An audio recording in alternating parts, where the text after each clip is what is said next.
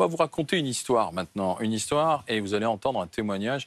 Histoire qui nous emmène dans le nord de la France. Nous sommes dans un petit club de sport, l'association sportive Vatigny-Templemar, club de la périphérie de Lille. Et dans ce club joue un petit garçon de 7 ans. Il s'appelle Louis. Sa particularité, non seulement il est bon au basket, mais il est sourd. Et depuis 1 an qu'il joue au basket, il aimerait continuer. Eh bien, le club lui dit non, ce n'est plus possible. À cause de quoi? À cause de son handicap et des problèmes de sécurité que cela pose. On va en parler avec l'intéressé directement, avec sa mère, avec son père, parce que du côté du club, on dit que ça met en avant le problème de formation et de prise en charge. Et nous sommes avec Frédéric ce soir, qui va nous aider dans la traduction et dans le langage des signes pour pouvoir parler avec Louis et avec Charlotte Delporte, sa maman. Bonjour Louis, bonjour Charlotte, merci d'être là.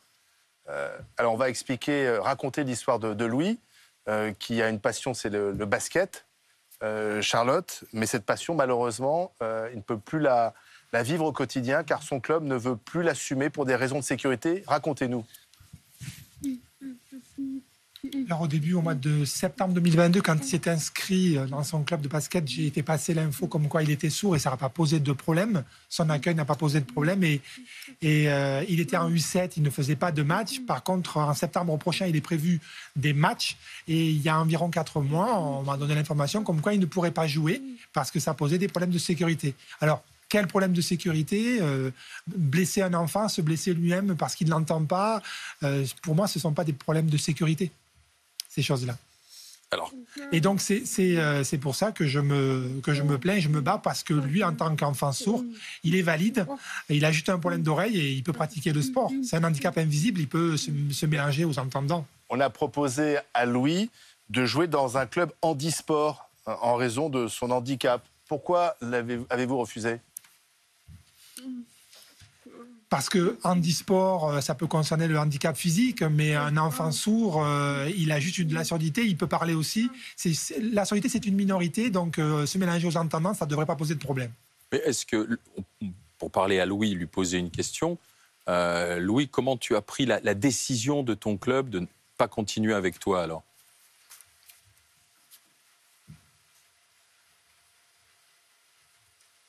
Parce que, comment tu as vécu ce refus et comment tu l'as pris? Moi, je voulais faire des matchs. Ben oui, tu voulais faire des matchs.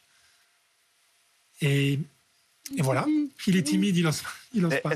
Est-ce que dans le sport, dans le jeu, est-ce qu'il entend ses coéquipiers lui parler? Est-ce qu'il comprend les gestes, les appels de balles, tout ça?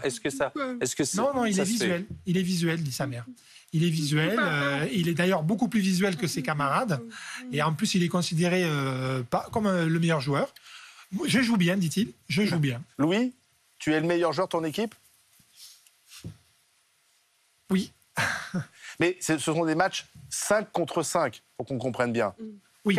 Pourquoi le club parle de problèmes de sécurité? Quels sont les risques? Ben justement, je me pose la même question. Pour moi, c'est une discrimination. Il est juste sourd. Et les témoignages que j'ai d'enfants sourds qui jouent dans d'autres clubs ou d'adultes qui jouent dans des clubs, ça ne pose pas de problème. Que ce soit régional ou départemental, ça ne pose pas de problème. Là, c'est vraiment le seul club qui refuse. Pourquoi pendant 1 an, ça a été possible et pourquoi ça ne l'est plus selon le club? Je ne sais pas. C'est arrivé d'un coup. Et pour moi, c'est assez choquant. Louis, tu arrives à jouer avec tes camarades? Tu comprends quand l'arbitre donne une consigne?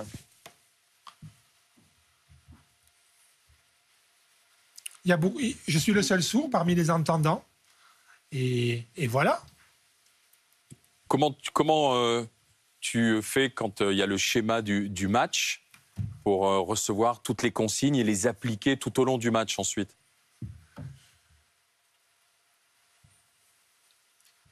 En fait, je fais attention à mes camarades, à leur comportement. Je fais attention de ne pas donner à quelqu'un qui porte une autre couleur que moi.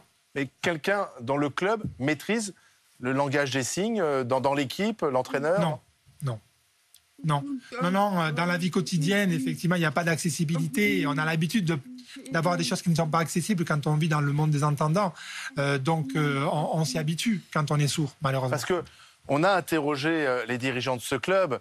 Ils n'ont rien contre Louis. Ils aimeraient bien le garder parce que visiblement c'est un bon joueur, mais ils ne sont pas équipés pour accueillir un enfant sourd. Oui, tout à fait. Mais c'est juste un enfant, c'est juste un loisir aujourd'hui. On n'est pas sur du haut niveau. C'est un sport de loisir comme on le fait à l'école. À l'école, quand il fait du sport, ça ne pose pas de problème. Alors, ils ont essayé quand même.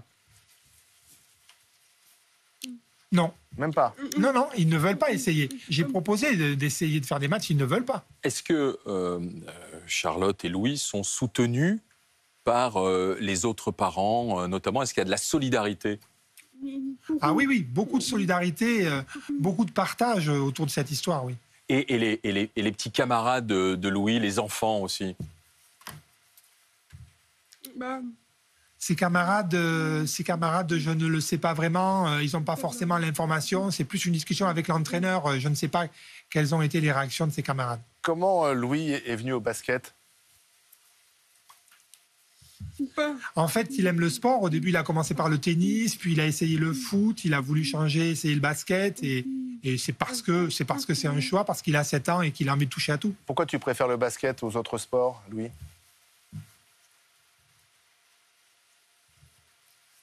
J'aime le basket parce que je suis au milieu de camarades entendants, que je suis le seul sourd, que je peux m'afficher. Mais vous avez dit dans une interview, ça n'a aucun sens qu'il se retrouve avec des enfants en fauteuil roulant. Pourquoi vous ne voulez pas qu'il soit avec d'autres personnes handicapées? Mais parce que les personnes handicapées elles-mêmes d'ailleurs parlent aussi, donc elles oralisent aussi, donc ça ne changera rien pour lui. Il sera dans la même situation. Lui, il est valide, il peut marcher, il peut attraper un ballon, il peut jouer avec des camarades qui ont les mêmes capacités physiques que lui. C'est juste un problème d'audition, c'est un handicap invisible. Mais peut-être que dans son club, on est plus sensibilisé à l'accueil de personnes handicapées. Peut-être que c'est une première pour eux et qu'ils n'ont pas compris. Moi, j'essaie de leur expliquer et en fait, ils ne veulent pas comprendre, ne peuvent pas comprendre. La ministre a réagi, la ministre des Sports, Madame Oudéa Castéra, elle s'intéresse à votre histoire. Quelle réponse avez-vous reçue de la part de la ministre? Non. J'ai vu passer des choses sur Twitter. Il y a eu un tweet, mais vous l'avez lu ce tweet? Oui, je l'ai lu, tout à fait. Mais je n'ai pas eu le contact avec la ministre. Amandine Atalaya, ça devient une affaire politique, le cas du petit Louis, alors? Oui, bien sûr, parce que la ministre Amélie Oudéa-Castéra, la ministre des Sports, a en effet fait un tweet pour dire qu'ils allaient essayer de trouver une solution pour Louis et qu'ils allaient s'y pencher avec la fédération de basket et que de façon plus large, elle est en train de travailler à une feuille de route qui sera bientôt présentée pour que justement les enfants en situation de handicap puissent faire du sport comme les autres. Mais cette histoire, elle est difficile pour tout le monde. Elle est difficile des deux côtés, bien sûr. Pour la maman de Louis et pour lui lui-même, c'est très insatisfaisant. Il faut se mettre aussi à la place de l'entraîneur aujourd'hui qui estime, lui, qu'il n'a pas les capacités au cas où il y aurait un choc, au cas où il y aurait un accident, parce qu'il cite un exemple dans les échanges qu'il a eus avec vous. Il dit par exemple, si Louis avance, il est en situation d'attaque et que quelqu'un arrive dans son dos et qu'il ne l'entend pas, on n'est pas à l'abri qu'il y ait un choc. Et alors donc, regardez le tweet d'Amélie Oudéa Castéra. Nous allons trouver une solution pour Louis avec la Fédération française de basket. Voilà, et l'entraîneur précise qu'en fait a été créé l'an dernier ce qui s'appelle l'équipe de basket inclusive et où il y a des éducateurs qui ont été formés et donc cet entraîneur renvoie la balle vers cette équipe-là. Alors est-ce que c'est une bonne réponse? Oui, la question, est-ce que cet entraîneur, il pratique la langue des signes? Est-ce qu'il y a des sourds dans cette équipe? Est-ce que c'est 100% accessible?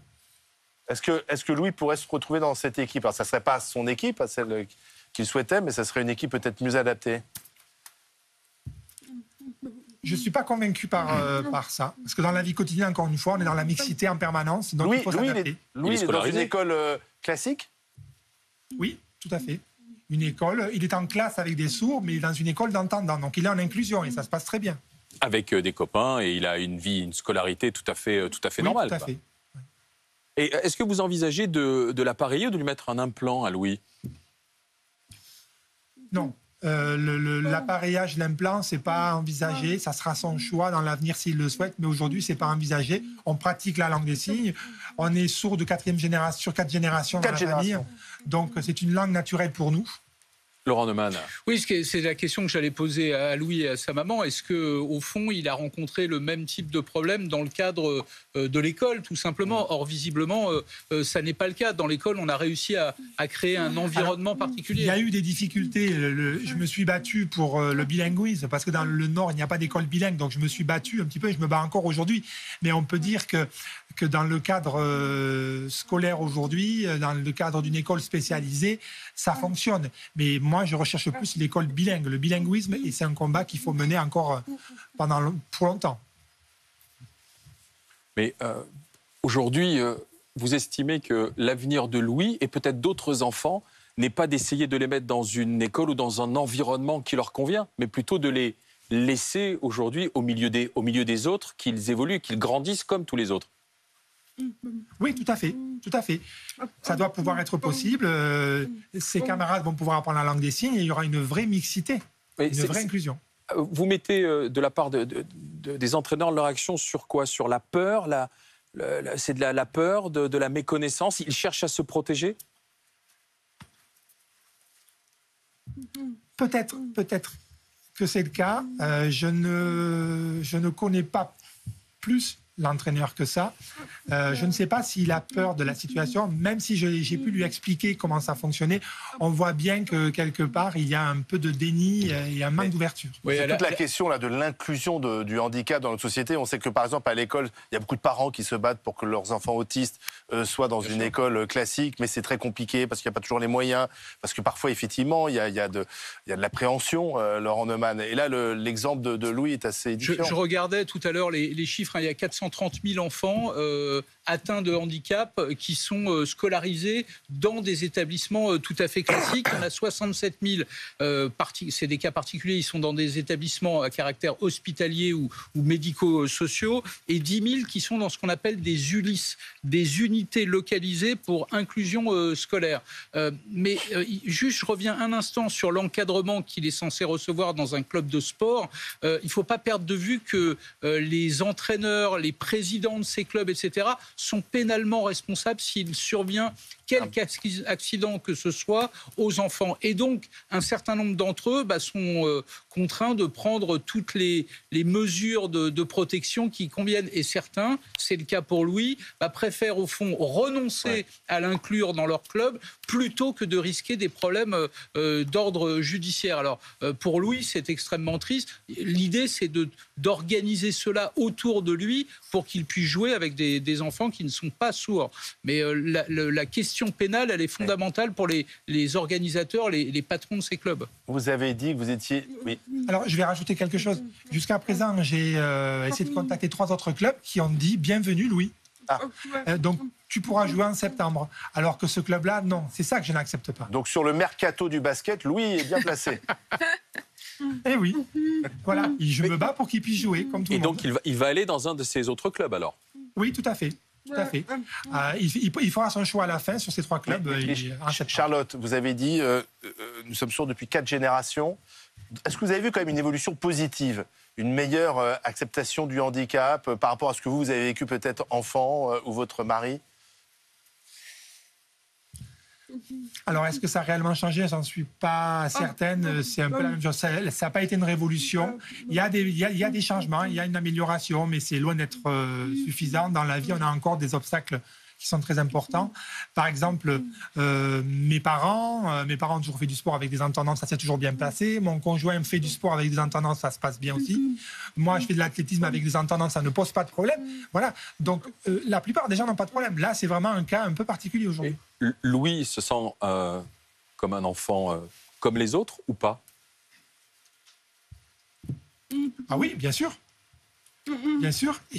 Il a un comportement tout à fait normal. Mais lui-même, comment il se ressent? On peut lui poser la question.